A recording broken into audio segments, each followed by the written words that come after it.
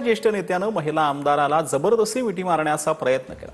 केरळच्या तिरुअनंतपुरम मधील प्रदेश काँग्रेस कमिटीच्या मुख्यालयात हा प्रकार घडलेला आहे। सोशल मीडियावर हा व्हिडिओ व्हायरल झाल्यानंतर चेरियन फिलिप यांच्यावर प्रचंड टीका होती। तर केरळमध्ये काँग्रेसच्या नेत्याकडून महिला आमदाराला जबरदस्ती मिठी मारण्याचा प्रयत्न पाहायला मिळाला, परंतु यावेळेला महिला जी आहे ती असहज झाली आणि तिने मिठी देण्यास नकार दिलेला आहे। आणि या व्हिडिओ जो आहे तो सध्या सोशल मीडियावर व्हायरल होतोय आणि यानंतर जो नेता आहे मिठी मारण्याचा प्रयत्न करणारा चेरियन फिलिप याच्यावर प्रचंड टीका जी आहे ती सध्या सोशल मीडियावर पाहायला मिळते। तर जगभरामध्ये पुन्हा एकदा संसर्गजन्य आजाराबाबत चिंता वाढलेली आहे। हंता व्हायरस चर्चेत आलाय। काहींचा मृत्यू झाल्याची WHO ची माहिती आहे। उंदरासारख्या प्राण्यामुळे हंता व्हायरस पसरत असल्याची माहिती आहे।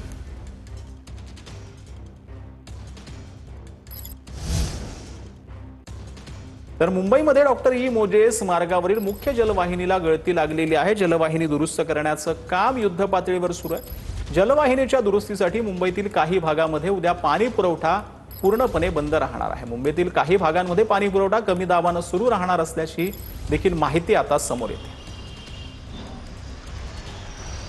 तर ताडदेव आगरीपाडा या भागामध्ये उद्या पाणी पुरवठ्यासंदर्भातली माहिती आलेली आहे। उद्या जलवाहिनी दुरुस्त करण्याचं काम युद्धपातळीवर सुरू असल्याची देखील माहिती मिळते। जलवाहिनी दुरुस्त करण्याचं काम जे आहे ते हाती घेण्यात आलंय।